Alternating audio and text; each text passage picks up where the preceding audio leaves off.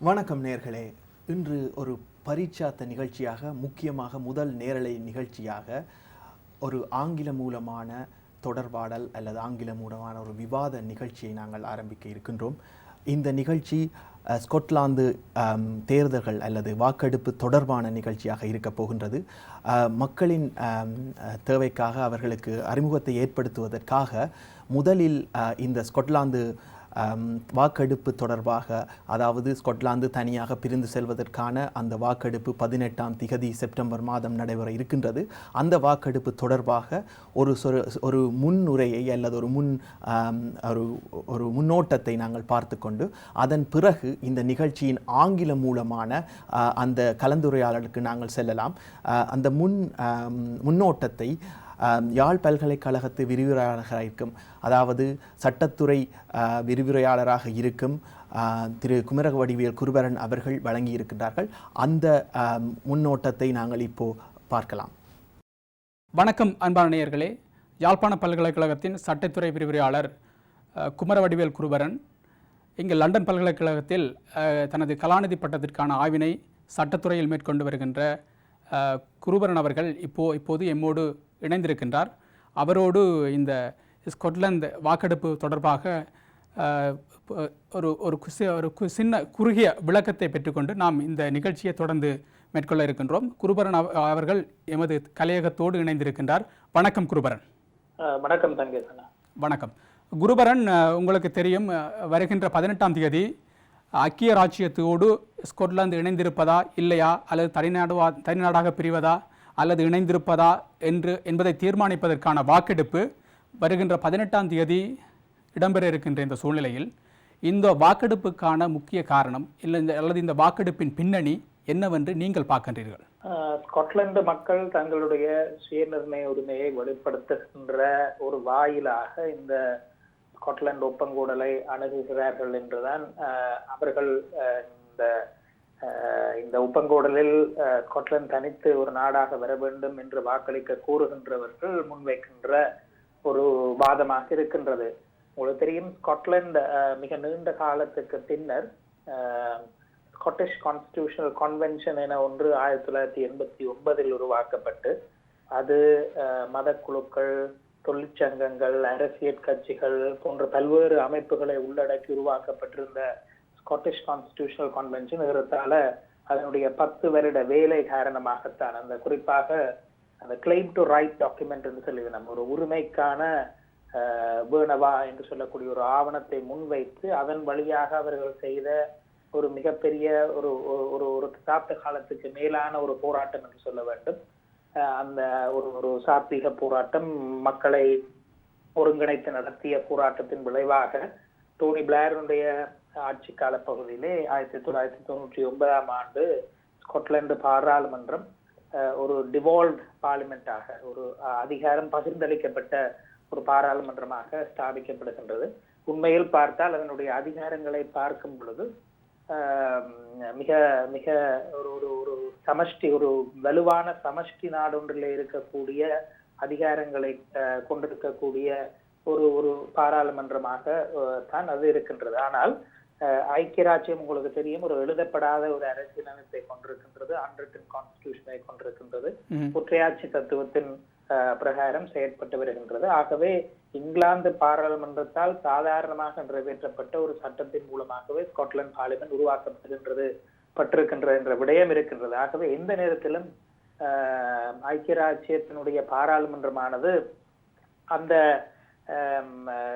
ஐக்கிய ராச்சியத்தினுடைய பாராளுமன்றமான அந்த சட்டத்தை இல்லாமல் செய்வதனூடாக தன்னிச்சையாக அந்த ஸ்காட்லாந்து பாராளுமன்றத்தை இல்லாமல் செய்யலாம் என்பது இருந்தாலும், இங்கிலாந்தில் இருக்கக்கூடிய ஐக்கிய ராச்சியத்தில் இருக்கக்கூடிய அரசியல் பண்பாட்டினுடைய முதிர்ச்சித்தன்மை காரணமாக ஸ்காட்லாந்து பாராளுமன்றம் உருவாக்கப்பட்ட பொழுதே ஸ்காட்லாந்துடைய ஏற்பாடுகளிலே அவர்களுடைய சம்மதம் இல்லாமல் நாங்கள் எந்த மாற்றத்தையும் செய்ய மாட்டோம் என்ற ஒரு வாக்குறுதியானது இங்கிலாந்தின் அரசியல்வாதிகளால், வெறுமனே அப்பொழுது இருந்த அரசாங்கத்தினால் மாத்திரமல்ல, இங்கிலாந்திலே பொதுவாக இங்கிலீஷ் பார்லிமெண்ட்ல, யூகே பார்லிமெண்ட்ல ஏற்றுக்கொள்ளப்பட்ட ஒரு விஷயமாக இருந்தது.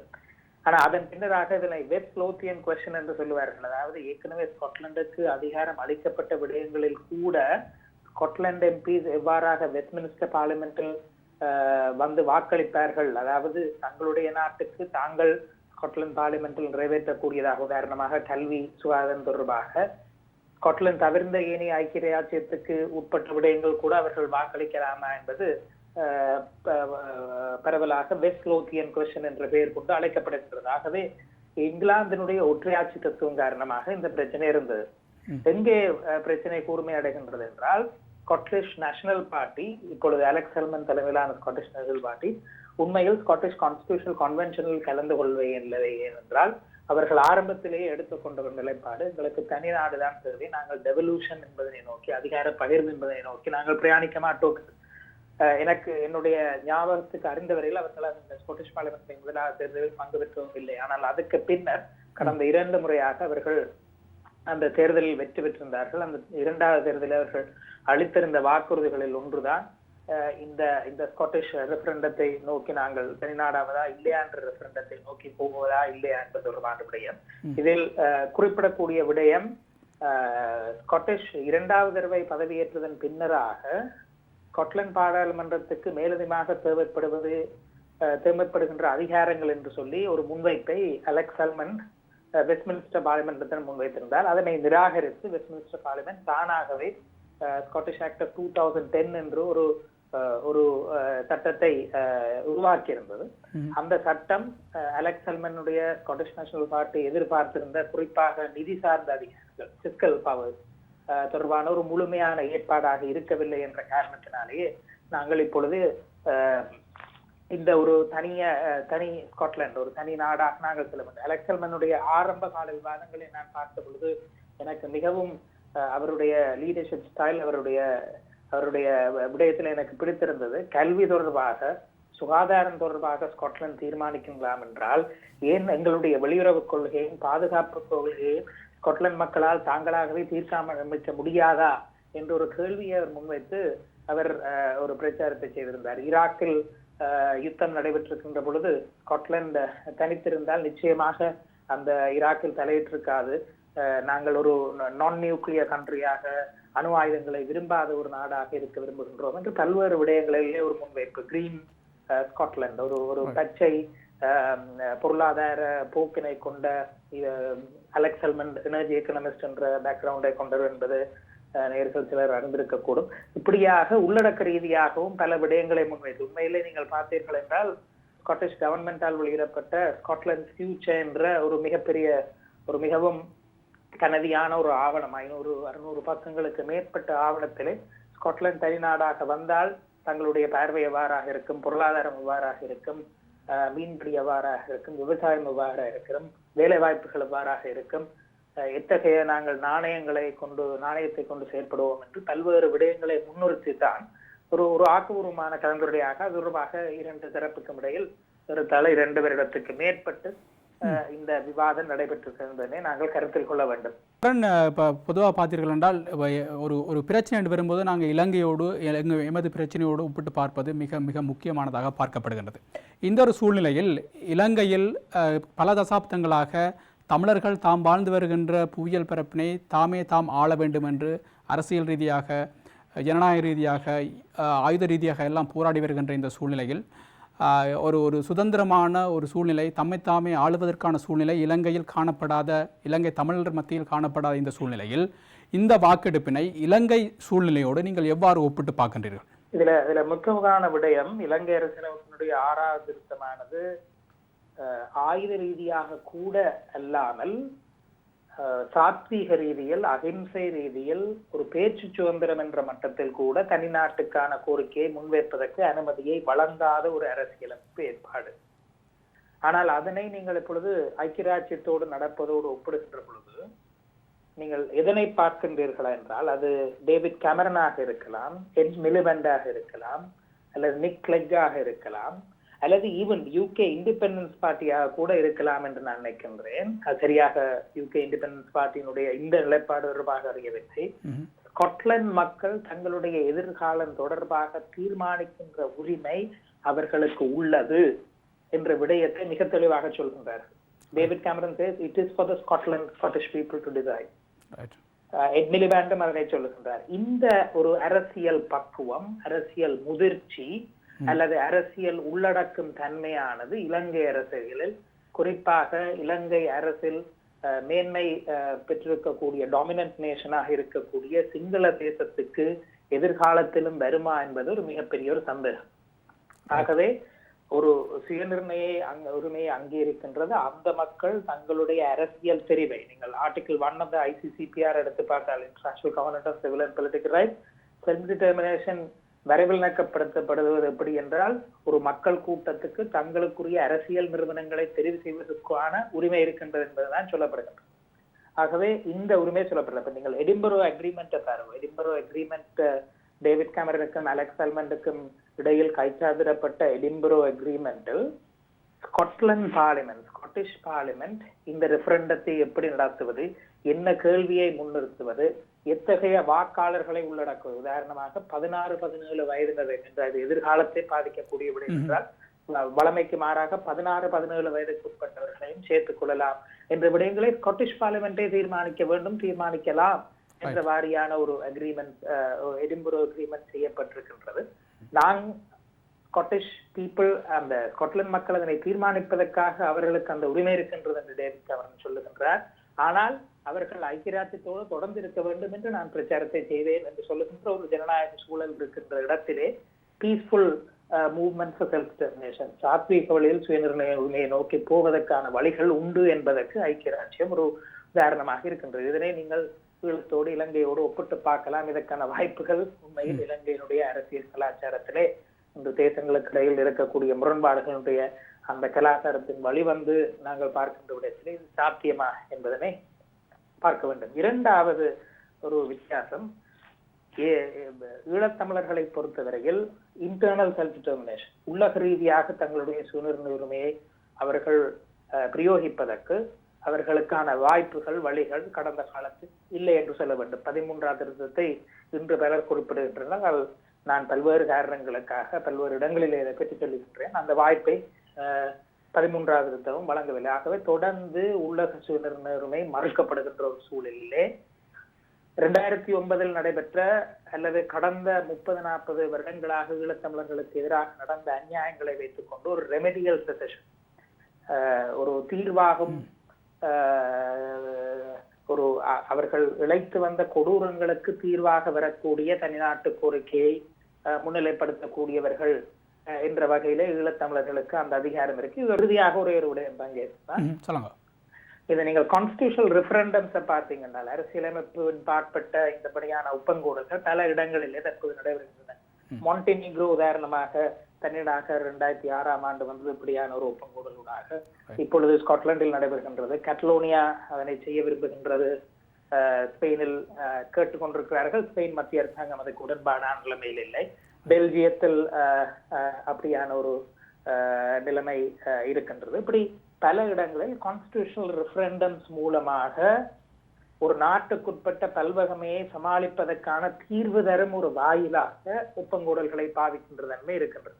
அந்த அடிப்படையில் தான் தமிழ் சிவில் சமூகமயம், நான் அங்கம் வகிக்கின்ற தமிழ் சிவில் சமூகமயம் கடந்த 3-4 வருடங்களாக தமிழ் மக்கள் எதனை தெரிவு செய்கின்றார்கள் என்பதற்கு அப்பால், நான் அண்மையில் குமார் பொன்னம்பலம் அவர்களுடைய நினைவு பேருரையை தெரிவித்தது போல, எதனை நாங்கள் வேண்ட போகின்றோம், எதனை தெரிவிக்க போகின்றோம் என்பதனை இப்ப சொல்லாமல் ஒரு ஒப்பங்கூடலை நடத்துவதற்கு, ஒரு ஒப்பங்கூடல் மூலமாக எங்களுடைய சுய நிர்ணயத்தை நாங்கள் வெளிப்படுத்துவதை, அது ஒன்றுபட்ட இலங்கையா இருக்கலாம், தமிழாக இருக்கலாம், எதுவாக இருக்கலாம், அதை பற்றி நாங்கள் இப்போது கரிசனை காட்டுவதில்லை. ஆனால் எங்களுடைய அபிப்பிராயத்தை சொல்லுவதற்கான ஒரு வாயிலாக ஒரு ஒப்பங்கூடல் ஒன்று நடத்தப்பட வேண்டும் தமிழ் மக்கள் மத்தியில்.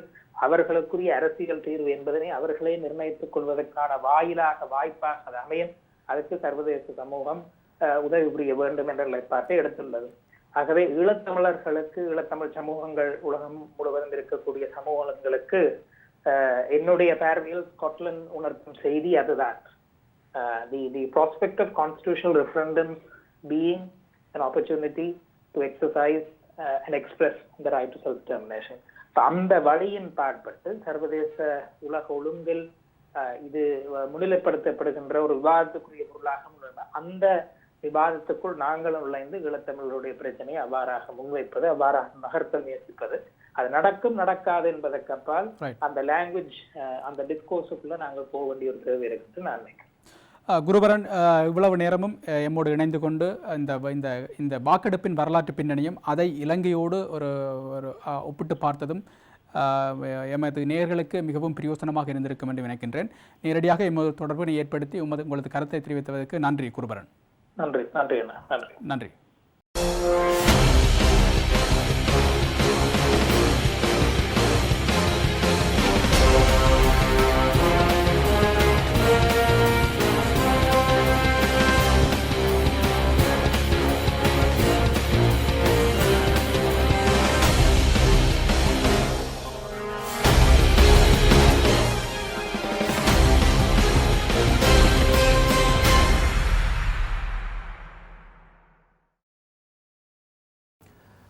Hello, Vanakkam.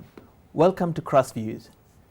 Today we're going to discuss a very important topic which is relating to our lives, and it's going to actually affect people in the UK around the world.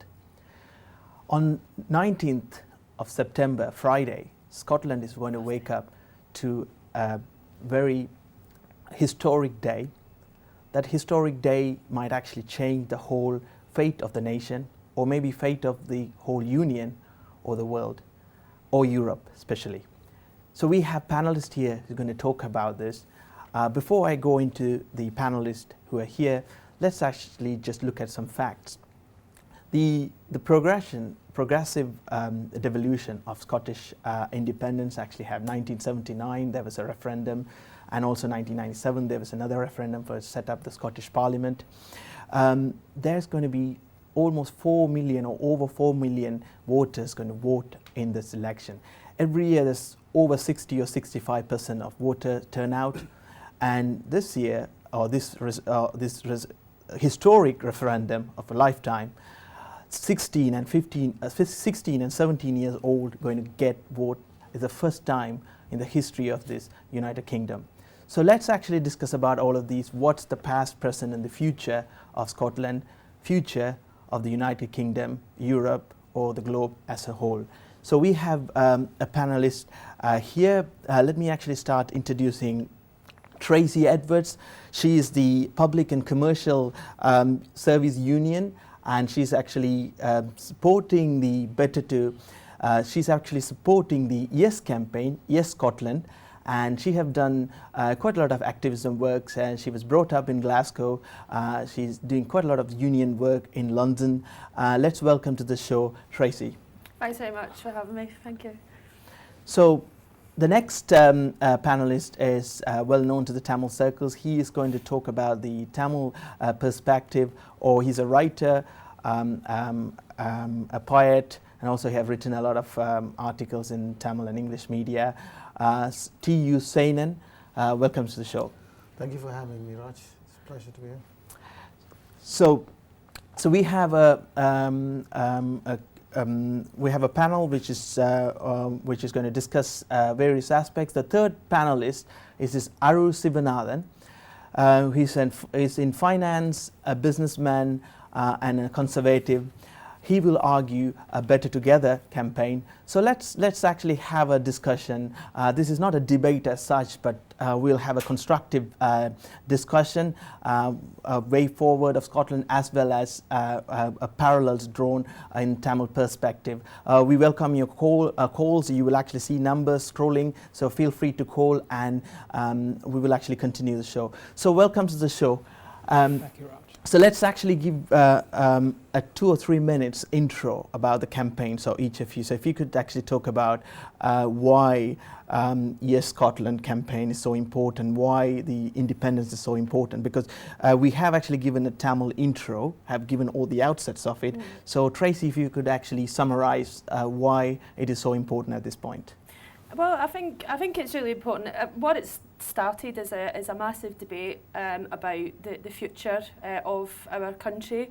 It started, it's a grassroots movement that has developed over a number of months now, despite the fact that the Westminster government are petrified if there's a vote for independence. And I think that the reason why it's important is because just like ordinary people who live in England or who live in Wales or who live in Northern Ireland or who live in Catalonia or anywhere in the world, they're fed up with the austerity agenda of the Tory Lib Dem coalition government in Westminster, and quite frankly as well the Labour Party isn't doing much to offer an alternative. So I think what's happening in Scotland is a massive debate that will rumble on after the referendum vote this week, and I think we'll start to see political developments and the development of the people of Scotland actually fighting to improve their future. So let's actually go back to Aru. So why Better Together campaign and why is Better Together? Why is a no vote? Would you like to explain? Okay, I think we're framing this debate in terms of an anti-conservative campaign, and that's really not what the referendum is about. Of course there's austerity, and there have been, although Scotland enjoys per capita a better distribution of public funds across the UK than England does. We shouldn't really frame this in terms of an anti-conservative argument, because there are far more fundamental questions here at heart. It includes the United Kingdom and the contribution that the United Kingdom makes to the free world in terms of defending democracy through NATO and its defence treaties, and the Scottish Army's contribution to that. The Scots Army and the Scots regiments form an integral part of the British Army. They have a very proud history, a ferocious history. They fought Napoleon, they fought in the Crimean War, they fought the Kaiser, they fought Hitler to preserve the Union. This is a very serious question here. This should not be a vote about the NHS, because everyone across the UK, I think, are dealing with issues about a very inefficient NHS system. And I think that's what we must keep in mind here. Thank you. So let's look at the Tamil perspective on this. So you have a history of this political struggle over 60 years now. If you really look at the recent secessions, South Sudan, Kosovo, or if you look at, they have not really succeeded in the way that was wanted. So the argument is there in different aspects how this has been done, and also like in the last on the other side, if you really look at it, I think last 10 years there was quite a lot of separations, in at least about 15 or so in accounts where they can see all the way going back. How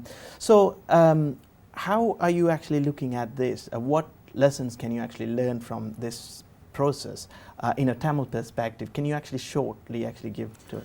Yeah, there's two aspects to this. One, the Tamils are directly involved in this referendum. Quite a lot of them will be voting, living in Scotland on Thursday.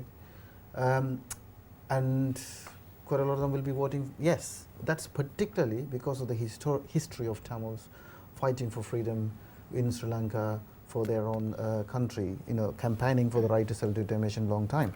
But of course, you mentioned various different countries formed and how unsuccessful it was. It's partly because the way it is formed. It is not from the people. People have been demanding separate land, separate country for different reasons. Just like Tracy mentioned earlier, the independence, so-called national demand or whatever it is, come from social conditions, such as, for example, in Sri Lanka, everybody know that one of the key aspects in the early days of the struggle was the discrimination against discrimination that existed within the education system. For example, how the Tamil students were discriminated. So every independent demands have a direct link to the social conditions. That is the key point. That is not necessarily expressed when separation is formed in the interest of a third party, which is either it's a US or some other imperialism or whatever it is. It's not necessarily expressed. So similarly, so the Tamils, looking at what's taking place in Scotland, are really enthusiastic about it. It's the possibility of a free country is forming on the basis of referendum, which is mentioned in the introduction as well, which is one of the demands that Tamils are asking, under democratic conditions. Let us speak, let us have our own voice so that we can create a better future. That is kind of one of the things goes into the minds of the Tamils who are looking at it now. Yeah, I do actually take the second point of the democratic aspects of it. But on the other hand, ideologically, Tamils also have different subsections. Like, you have a conservative Tamils, you have liberals, and also the socialist, I could say. Because what is visible in the Scottish referendums, running up to Scottish referendums, even the liberals, even the especially Labour supporters, they will actually vote. Some of them would like to vote otherwise, even though the Labour Party is actually advocating for together. Now, if you really look at contrast, like you did actually mention about social conditions, but the examples, the recent examples, obviously they're horrific acts which actually led to, but there are examples like Quebec and Venice, which they wanted separation for a long time, as well as Catalonia. But they haven't succeeded so far. And is that the social condition, or is it the complexity of how those nations are built together? So, Tracy, do you want to actually go into that? I mean, I think Seren's right. I think it is determined from social conditions. I think that it hasn't always been on the agenda at the independence debate in Scotland, but I think that just picking up the point, yes, okay, it's not just about an anti-Tory vote, but I think it is an anti-austerity, and I think that the reason why it's so popular at the moment is because people are seeing it as a way to get rid of austerity. We've seen thousands of job cuts in Scotland. We've seen our public services being decimated. Youth unemployment continues to skyrocket, and I think this is an opportunity. The reason why it's so there's so much debate happening is because people see it as an opportunity to get a better life, to fight for a better life. We don't have, I wouldn't have any illusions though in the Scottish Nationalist Party post-referendum. I think that we will still have to fight, and we will still have to struggle in terms of in terms of fighting austerity, because the SNP are a pro-capitalist party as well as all the rest of the mainstream parties. So, the exciting thing is, as well, is that, I mean, we don't have any Tories in Scotland. I think we've got one. But the exciting thing is that the question of political representation, I think, and Stenan hit it the nail on the head about providing a voice. I think that will be an interesting development going forward. Okay, about the political representation. Now, after the World War II, when there were celebrations in Dumbarton and when the forces came back, Westminster was not interested in devolution of power or devolving powers to the Scottish people. But then every time there is an anti-national parties, or like mainstream parties actually lost, like you can actually go in examples one after another, let it be Labour, let it be Conservatives, they came out with devolution packages. Now even now, the Better Together campaign says after no there will be devolution max. So is it a political strategy, or do you think it's a real honest opinion of mainstream parties from Westminster? Decentralisation of power from the centre is a good thing. So devolution max is a good thing. Perhaps more powers ought to have been devolved to the home nations' parliaments, and perhaps earlier. But this is the core point. If this is an anti-austerity vote, an independent Scotland will not afford and will not have the revenues to fund the kind of public services that those who are voting and viewing this as an anti-austerity vote. Firstly, they say they will keep the pound. Now, when you keep a foreign country's currency or use it as your own currency, you lose control of fiscal policy. You lose your ability to monetize your debt. That is to say, print money, like the United States did, like the UK did when we have the economic crisis. Scotland, over the long term, will have to run balanced budgets, and independent Scotland would. Otherwise, it would meet the same fate as the southern European countries or Ireland. So those who view this as an anti-austerity vote, the economic case simply does not stack up. Unless Scotland chooses to use its own currency. Actually, my question was about the devolution of power. So if Yes. you really like, do you see that the Westminster party is honest about the devolution, or is just a party politics whenever they wanted to actually get majority votes in Scotland? Because traditionally, only after a referendum, Scottish people have actually got more devolution, and even now the campaigners actually started to say, after that will be max devolve max. And also I could see from the SNP side, they were saying, oh, there will be another vote. So who is the winner here? Who is the loser? And I'm just asking specifically about this Westminster parties. Are they genuine about this devolution? I would present a totally different argument. The devolution of power to the home countries came about because of the Irish peace process. If you're going to devolve power to Northern Ireland, you have to devolve power to the other countries as well, Scotland and Wales. And what we have here in the UK is something that's quite unique. What we have asymmetric devolution, where each of the home countries enjoy different degrees of devolution. Now, in the case of Sri Lanka, that I think raises a very interesting question, where some may argue that as an alternative to ULAM, if the Sri Lankan government at pre-1983 offered asymmetric devolution, perhaps the civil war would not have erupted. But the key thing here is with devolution max, Scotland will have its own tax-raising powers. Now, with those tax-raising powers, it is still not obvious that Scotland can finance the desire for public services that those who plan to vote yes for this referendum.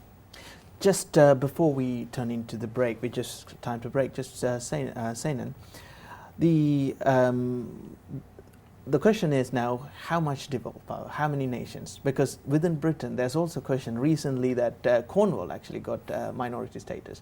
And in fact, I read an article recently, or survey, Londoners wanted separate devolution power. So where do we go? So if Scotland gets, and are you going to devolve powers, or what do you think? Like, what is your perspective? This is basically scaremongering and the national question, and a lack of understanding of the national question, and so on. Whenever people talk about Kashmir, for example, Kashmir independence, the national parties in India always say, oh, if we give independence to Kashmir, the Pakistan will come inside India, and so on and so forth. And we know that in Sri Lanka, similar scaremongering takes place.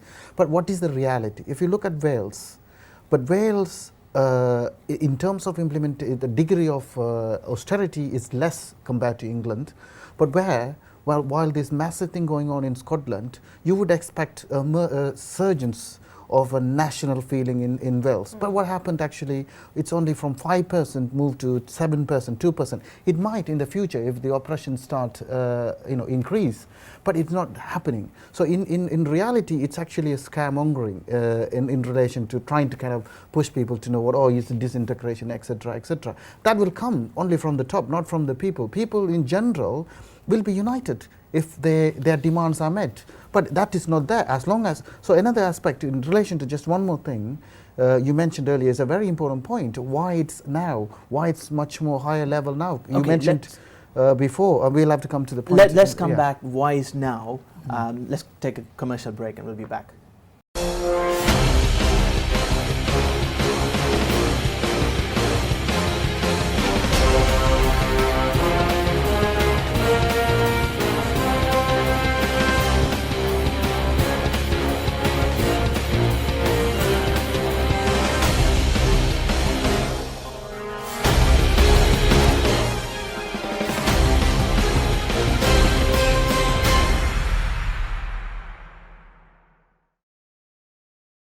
Welcome back to the Crossviews. So we are talking about Scottish referendum on the 18th of September 2014.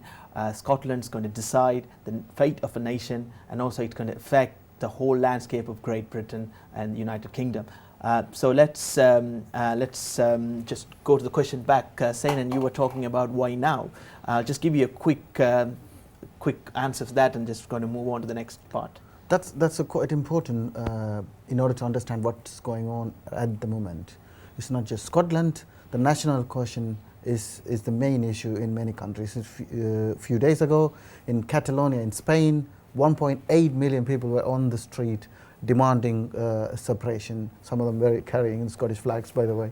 But it's partly because why it is coming up at the moment is linked to the current world economic crisis.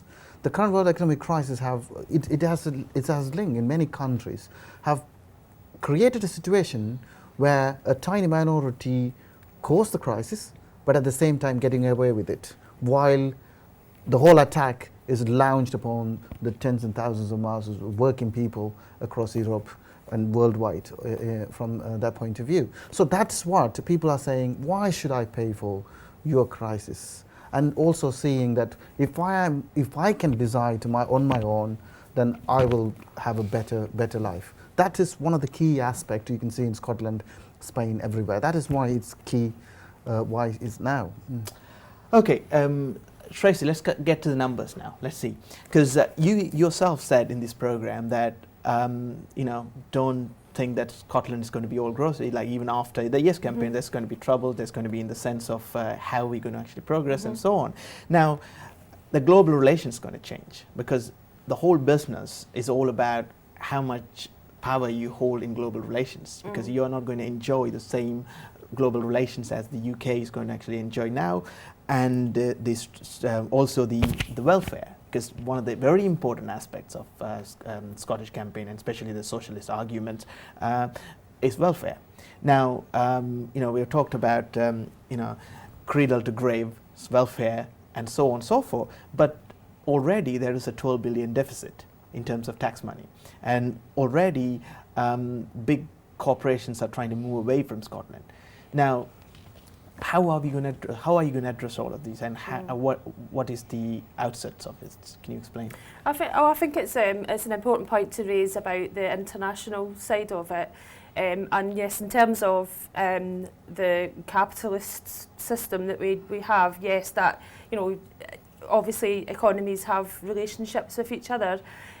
Some obviously are less friendly than others. We can point to areas like the Middle East at the moment to see what happens on a capitalist basis in terms of the relationships. But in terms of, I think it is important to have international relationships, because I think if Scotland does vote for independence and begins the process of discussing about how society should be run and managed, then that will have an effect on other people in other countries, and I think it will have an effect on people in the rest of the UK who will be thinking, well, if Scotland can do it, then we can do it. And in terms of the economic, I mean, people are just barraged at the moment with all this fear. The lights are going to go out if Scotland, everything's going to go dark and pitch black, and it's going to be like it's probably going to be like it's probably going to be like the film Mad Max, but with really bad weather. But I think that it's a process, isn't it? And I think that how the debate will be shaped, how the movements will develop. That there will be Rupert Murdoch is now back in Scottish independence, and he's back in he's friendly with Alex Salmond. So as I said before, I don't have any illusions in the Scottish nationalist parties, but the question of political representation will begin the debate about how our resources, we own 60%, we've got 60% of the oil resources of Europe. Just in Scotland alone, there's massive resources, and I think it's about time that ordinary people were given a say in how these are run, rather than the elite who caused the crisis in the first place. Okay, let's. There is a caller who have actually got this question in. This caller called Rajan. If there's an yes vote, I mean, I'm going to pose this question to Aru. If there's any yes vote, what will happen to the UK's economy? Will sterling value drop? This is a question from Rajan. Yes, so if you look at the options market and where sterling is currently trading, you would expect an 1800 basis point drop in sterling. So currently, to the US dollar, it's trading around 162.3, expected to drop to 144. at the very least. You clearly might have some overshooting there, but that's certainly where the options markets pricing, the derivatives markets pricing there. But I'd like to come to a few very important points here. I think you missed Rupert Murdoch's tweets today, where he's actually changed sides. Oh, is he? And what he said was that if you worked for an independent Scotland, you would get a green socialist Scotland unable to pay its debts.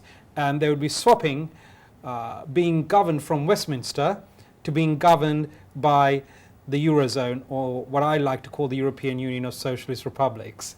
And on the oil, I think it's a very important point on the oil that we need to make.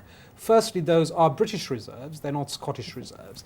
And what I would like to also say is this, and Sir Ian Wood and British Petroleum. So Ian Wood is one of the most respected oil experts in Scotland who provides services to Scottish drilling and oil companies and British Petroleum. And what they've clearly said is that these reserves are very exaggerated.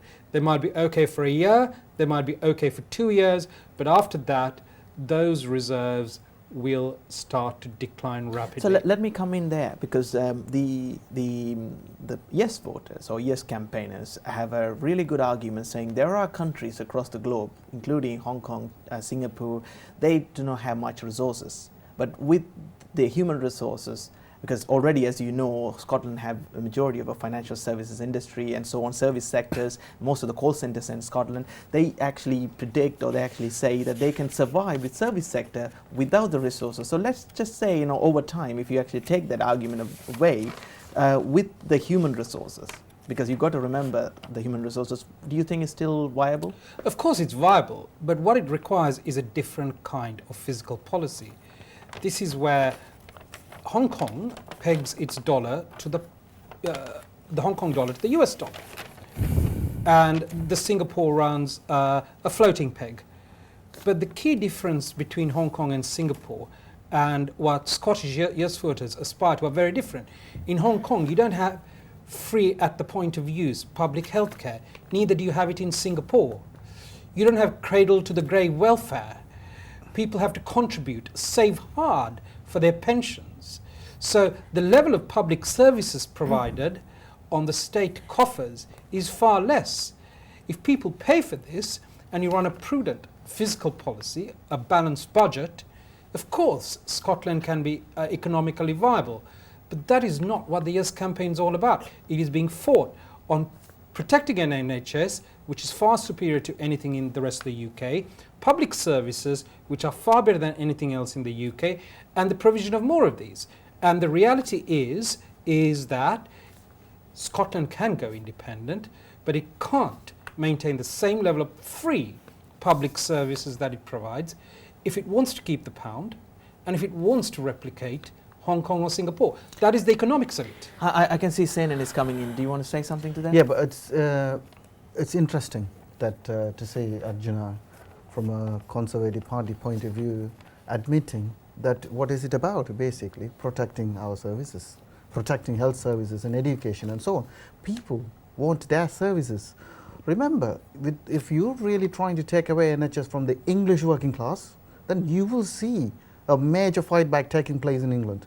That's the major problem for the Tory party, for example, or the establishment altogether. You mentioned earlier, when in relation to Tamils, how they view this, and quite a lot of them altogether, because of the national oppression, majority of the Tamils, I can bet that they support the Scottish independence. But why? But the argument is the otherwise, because it is not, you can't draw direct parallels to what happened to Tamils and what kind of the diplomatic settings or democratic settings that the Scotland enjoys. That's right. So how will you answer that? There are parallels and there are differences. There are major differences as well, I admit. For example, on the question of resources, we demand the right to self-determination, even though there are not many resources apart from human resources, the main resources in Tamil Eelam, and we still demand it. It's not necessarily linked to that. There are people who would argue it will be a small country, how are you going to survive on your own, etc., etc., etc. These questions are put to, it's not new every time these questions come up.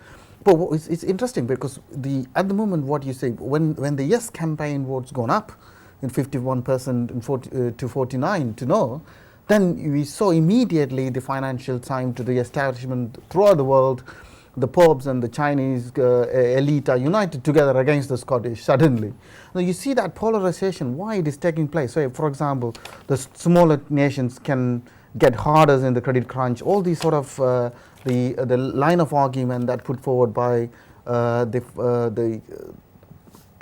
financial capital elite and the establishment parties is partly it's because of they're protecting, they're worried about what is going to happen to the economy, what is out of this, what is going to happen to them in general in terms of the privatization, for example. We will oppose protecting their own wealth. So that's why the national question become such a sharper issue. That's why whenever people demand independence, they stand diametrically opposed to the whole of establishment. You saw that, what happened in Ilam in 2009. They all came together to crush us. Yeah, let's actually get this argument to another angle, more practical angle in such a sense. I had the privilege of walking in the banks of River Tay in Burnham Wood recently, nice. And I see very peaceful small village. People are living very happy, and they're bombarded with this information, all this information from both sides, from both campaigners, and they are quite confused. So in a literal term, they are happy how they are now. They don't want to go to change because they see that both are offering certain things, and they're quite scaremongering in a way. And it's natural instinct of any human beings. Oh, we are happy. It's a nice river. We can actually live. Everything is peace here. And the second argument is energy is crucial in terms of heating, in terms of lighting, and they're quite scared about these facts and statistics being thrown out on them. So what will you say to those people, like average people? I mean, I'm sure there are arguments across the country might actually differ, but just look at their perspective. Do you mean from an average Scottish villager's perspective? How do they see this? Because of bombarded of information, they're happy to be as it is. How will you actually convince them, or what would your argument would be? Well,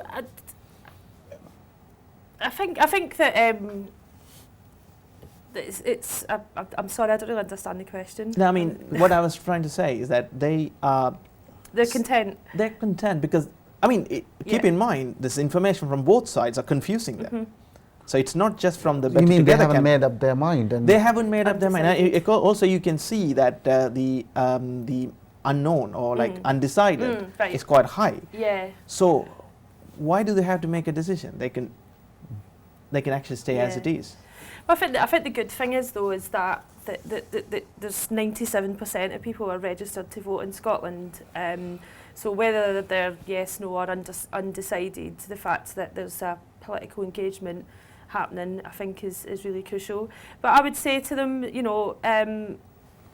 why are you placing faith in the banks? Why are you listening to the scare stories of all the resources that will be pulled out?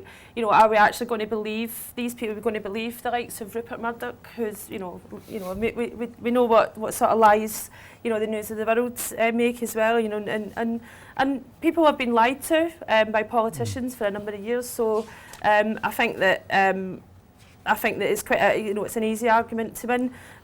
We've seen pay freezes for the past number of years, particularly in the public services where I work. Over half the people who are using food banks now are in work, and people are struggling whether they live out in the rural countryside or the big cities. So I think that in terms of the public services argument, which are very important for people in local communities. We had a big campaign last year to save walk-in tax advice centres, which the government have closed down now, which affects over 4 million customers each year, and a public service that's heavily relied upon, out in the rural communities. The Tories have closed them down, so who are we going to believe? Are we going to believe the Tories when they say, public services are much better than they are anywhere in Europe. Well, they won't be for long, because I see it firsthand in terms of the members that I represent, the privatisation agenda that runs havoc, both in the public service and in the NHS. And also as well, I think that we're not going to believe the big oil companies as well, who claim, who put up, constantly hiking up their energy prices, claiming that they're skint. So I think it's a question about who are people going to believe. And unfortunately for the Project No campaign, or the Better Together campaign, people aren't buying it, and people aren't more, I think it'll be close on Thursday, but people aren't buying it anymore. People aren't. It's not. Okay. On that note, before I come to you, I just want to ask a question.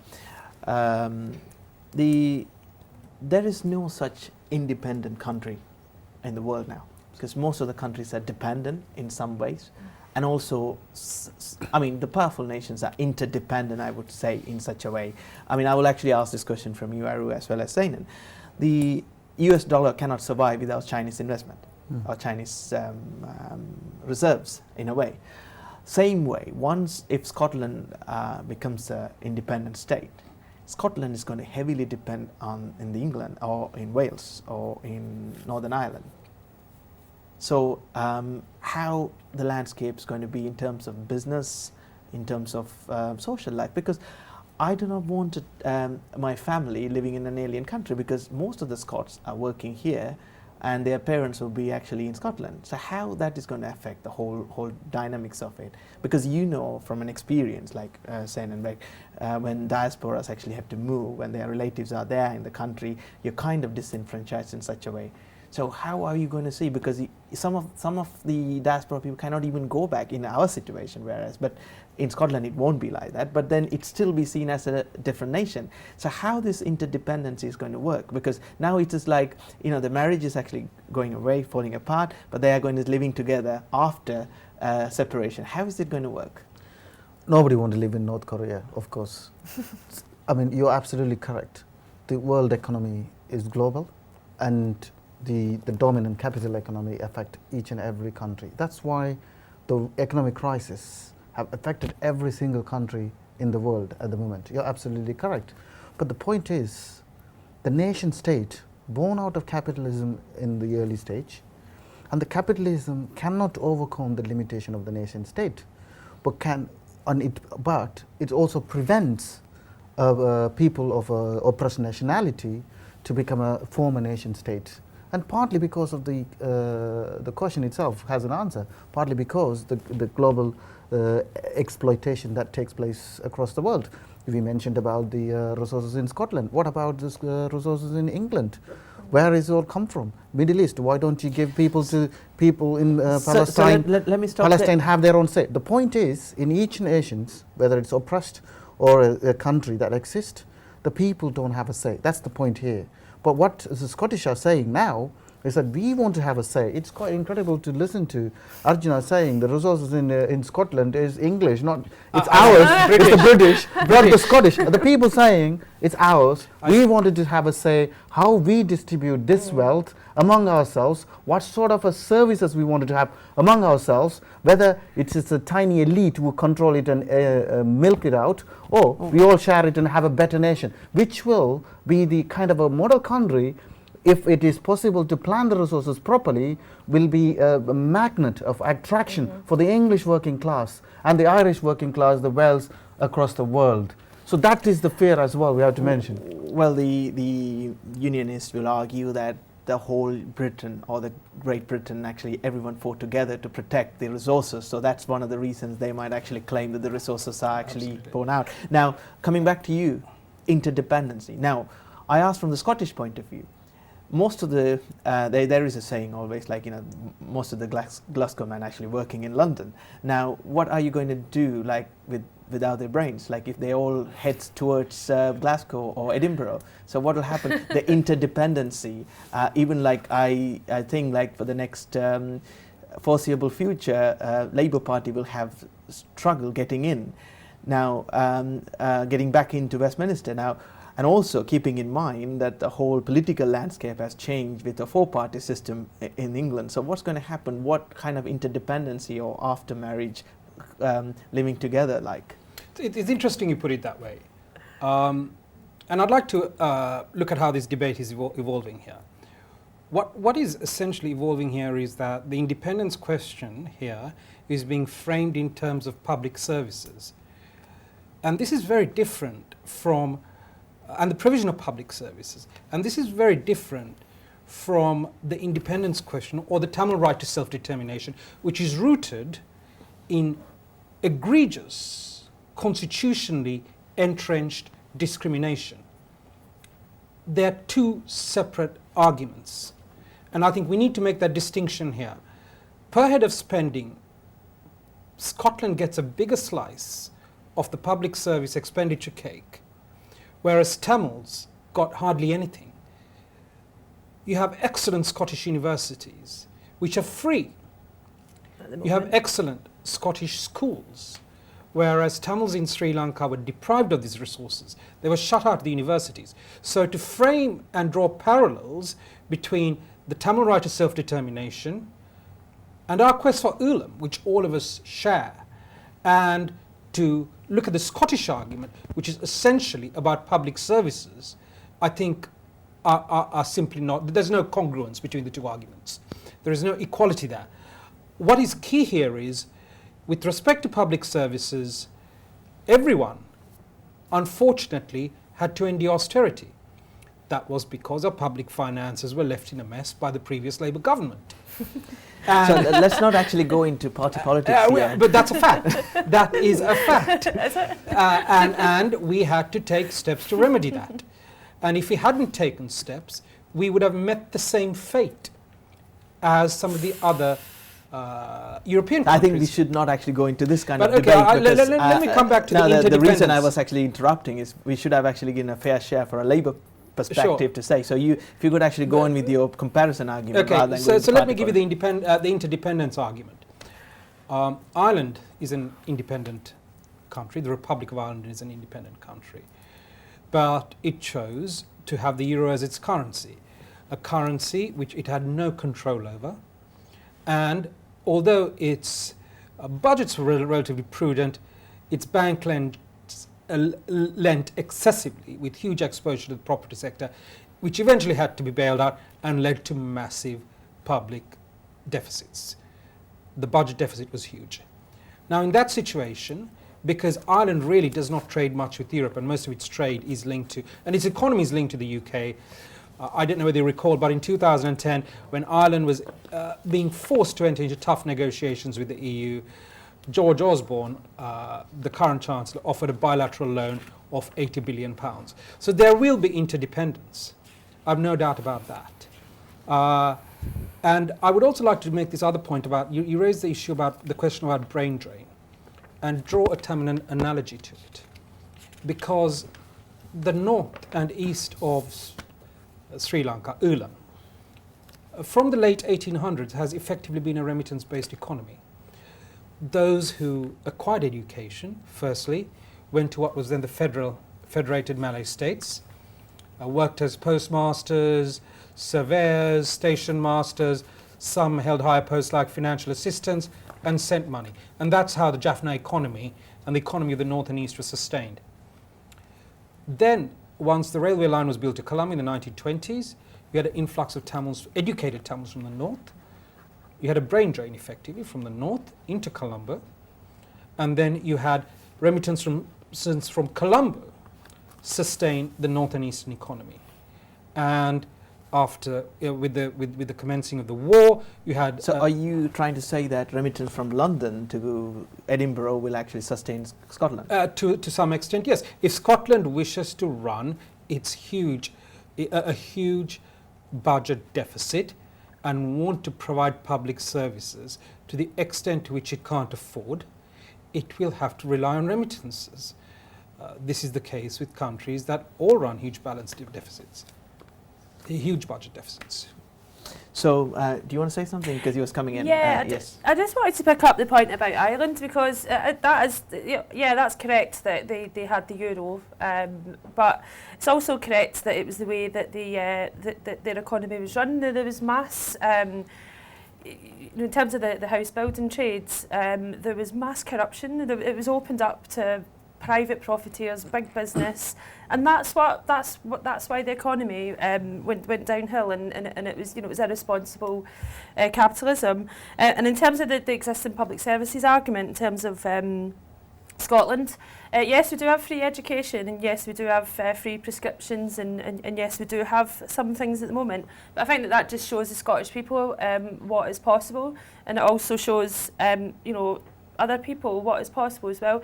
Under a socialist agenda in Scotland, in terms of the point about the sharing out of the wealth, under a socialist agenda, whether you are Scottish, English or Tamil living in Scotland, the resources would be shared out equally, and they'd be planned on a proper basis. And that's what the problem is. No one, we mentioned the financial collapse in 2008. Well, that wasn't us that caused it. That was, that was a tiny few at the top, and I think that, that argument doesn't wash in terms of. I hate to interrupt, but Scottish banks were at the heart of it, and they were bailed not out Scottish working class people. Scottish banks, yes. But it's Scotland. So the same banks who wanted to actually flee Scotland. Yeah, That's the- absolutely. Sure, Okay. but it was the Royal Bank of Scotland, the Bank of Scotland, all of which had to be bailed out by English Yes. taxpayers. Okay, let's actually hear one by one. So you have to say something quickly, because before we go into the next topic. There's two aspects of discussion here taking place. One is the kind of a crisis who caused it. The banks, of course, the Scottish and English and all the banks. Who the people don't get the money, have a say in anything at all. I mean, the That's argument a from different discussion actually. Yeah, in but terms of argument economic from- discussion in relation to what Arjuna started in relation to Ireland as well as England and globally. That's a different discussion. But the question here, the second part of it, in terms of what is taking place, how the resources can be managed, what Tracy was saying from a socialist point of view, or in terms of how the resources can be planned for the benefit of the majority of the people. What is the resources? What is people? What is economy? Economy okay, must serve the let's people, actually not stop. a tiny elite. Let's actually stop there. We're going to go into another commercial break. We will come back and say what is the economy. And also it looks like mostly your argument is across the globe rather than very specific to Scotland. But let's actually look at very specific to Scotland and actually draw something. Let's just come back after a break.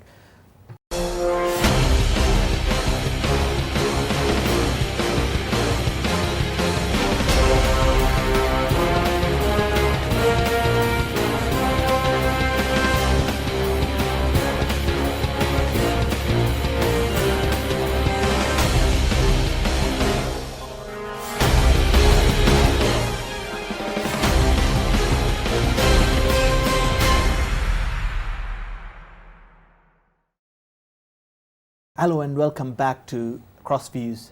We had a discussion so far on Scotland, what is going to happen on the 18th, and also the outset of Scottish elections or the referendum, in fact. So we have Tracy Edwards, T.U. Sainan, and Aru Sivanathan here in the studio. So let's go back. There is an interesting question while we were in break. There was a question came from one of the callers called Saren, and he was talking about currency. And in fact, as you know, Tracy, that Scotland is more connected to the US in some ways in terms of rock music, in terms of so much of things. And the caller is asking if there is no sterling, no euros, Scottish pounds is not really viable. What about an option as dollars? Will Scottish people accept dollars as it's a strong currency? I think Arjuna would actually agree. So that's the question he's posting.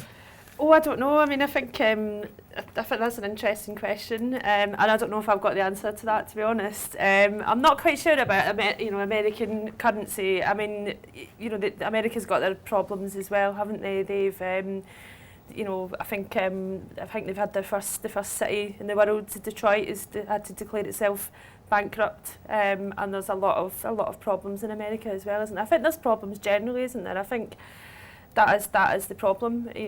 Wherever you go, there's issues in terms of the world's economy. So yeah, I don't know. Perhaps you might be able to answer that. But Do you want to? Just briefly, the question whether it's a currency union we are talking about. We know that, Arjuna knows that the so-called currency union based on euro was almost a failure. It's failing at the moment. So, I mean, if you talk about currency union somehow with the dollar, that's not going to work. yeah. So, but basically, the currency, how it's regulated, is different. How it's automatically kind of can be valued, and so on and so forth, according to the international relations and so on, under capitalist basis. But the problem is that the Scottish people, after if it is an yes vote, they can decide what kind of a name they can choose. It doesn't matter. It can be a Scottish dollar or Scottish pound. Doesn't matter what it is, but it will be regulated. But it's a scaremongering about how the Scottish will have this and that and so on. It's irrelevant in terms of, look at the yen, for example. Japanese currency still exists, with this massively devaluation need to take place. But there is a case that the dollar, for example, if the Chinese devalue it, and they get rid of the, in terms of massive, if they go for it, and the dollar will crash down. Okay, so it's all fluid. The currency market, you cannot decisively talk about how this way and that way and etc. Okay, let's. I've just got that call that answers. That's fine. Aru, just going back, they are. I mean, all the major Westminster parties are actually presenting devolution max argument. So, what this devolution max would be, what it entails, like what we have now is a kind of a parliament, Scottish Parliament, and what will be that max would be? I would certainly like to see tax-raising powers given to the parliaments or the legislative assemblies of the home countries. I think that would be very useful. It happens in the United States. It happens in many states across the world, states that are part of countries where you have tax-raising powers, and it would be very useful if Scotland, in that sense, can also have tax-raising powers. It will also help shrink the size of Westminster government, and I'm always in favour of small government. We need a smaller government, less taxation, and tax-raising powers devolved to the home country's legislative assemblies. That is a very important conservative principle. So in that sense, I think... So that's going to be the only aspect in terms of... Well, that is is one aspect. Now, I'm not a constitutional expert, so I'm not going to sit down here and profess. But certainly, that is one element of devolution max that I would like to see, where Scotland, along with other home countries, okay, in the interest of time, I'm going to move on fast. Tracy, you want to say something? Yeah, I mean, it's interesting that you're saying that, we'll give you Devo Max, and we'll maybe give you some bits and pieces in terms of being able to fiddle about with your tax system. But why not just go the whole hog? Why not just let us decide what we wanted? Why not just give us independence and just let us decide how to run things our own way? Why do we have to be run by a clique at the top? Okay, let me come back with another question. Let me come back with another question to you, Tracy. Now, today we saw arguments from SNP, probably the whole the Yes campaigners, that if there is a no vote on Thursday, there will be another referendum. What is this all about? Well, I don't know. I haven't read that. I've not haven't. So are you saying that now? The reason I'm asking is, are you saying that it's going to be a referendum after referendum until you get yes? No, not necessarily. I mean, I think there's a process at play here, isn't there? I think whichever way it goes, if it is a no vote, I think it'll be close anyway. But if it is a no vote, you're still going to have. I mean, there's people that are turning up to meetings, 500 people at a time in housing schemes across Scotland to hear a socialist case for Scottish independence. So it's really about the process that's beginning to take place now. I don't have any illusions in parliamentary democracy. I mean, Westminster, we've still got the House of Lords, which is an unelected cabal of privilege. So I think that, things are changing, and it's the process rather than whether it should be another vote or not. So, Sainan, I'm going to come to you with another question, which is about if it goes yes on Thursday, how will others, like the other nations who are fighting for independence, will actually perceive or look at this, or how the arguments will grow across the globe? What is your perspective on this? They will gain enormous confidence if there is going to be an yes vote. There will be enormous confidence. It will be a boost to a lot of campaigns, or a lot of people who are fighting for their national rights. They will everybody is going to say, look, we deserve referendum too. But it's not just a question about just one referendum and then you decide. You look at, for example, Ireland. The Irish people voted and said, we don't want to be part of this zero currency union. But what did they do? Ignored and then held another referendum. So when it comes to for your maintaining your own wealth, tiny elites, then it's okay. You can change the constitution. You can do anything. When it comes to us, you just have one But chance that and that's applies it. that applies No, to you SNP can't- as well. Yeah, exactly. It's applied to SMB as well. You can't just have just one chance and that's it. We close the door for you. We can't accept that. Of course, it doesn't work in a democratic way like that. Okay, I'm going to actually run through quickly. I need a 30-second summary from each of you. So I'm going to actually start from Aru because she started first, so I'm going to conclude from you. So if you just get 30-second max because I have to finish. I think it's very important that the parallels between the Tamil and the Scottish questions here are very different. One is framed in a public services argument. The other one is clearly Tamils having to endure egregious discrimination, genocide, ethnocide, and there is no equivalence. I think that's the first distinction we need to draw. The second thing is that this is all about public services. And if the SNP cannot accept the people's verdict, and it repudiates this, it's not democratic. And I think people who want bigger public services should make the case democratically, respecting the opinion of the majority of Scottish people whom I feel will actually vote no and want to stay part of the United Kingdom. Senan. So genie is out of the bottle, so to speak. Whatever the outcome is, things have changed quite a lot in Scotland forever. And if there is a defeat for the Yes campaign, it will be very close. So imagine those number of people registered at the last minute, young people with passion, they're not going to just take it straight away. So, of course, in itself, that particular campaign forced the English establishment to give concession. They're not talking about the revolution all giving these concession before this particular thing. So, it in itself, that's one of the lessons for the Tamils. Neither was the Scottish establishment. Neither was the Scottish establishment. Neither was the Scottish establishment. Yes, absolutely, you're correct. The SNP, we don't have any illusion in them. And after the yes vote, after the yes vote, there will be a struggle. There will be a struggle to get what they are really voting for. So absolutely, we will be behind. We'll be part of that struggle. But the thing is this: that one of the lessons is that the Tory party, the capitalist parties across the world have proved one thing time and time again: they don't stand along with the people, the working people, when it comes to their own rights and services and so on. But finally, if there is going to be any yes vote, it will be a much more blow, worse than losing Falkland for the establishment. Okay, Tracy. Well, it's a fantastic time to be Scottish. I'm really proud to be Scottish at the moment, and I'm really proud of my country in terms of the way that the people are engaging with the debate.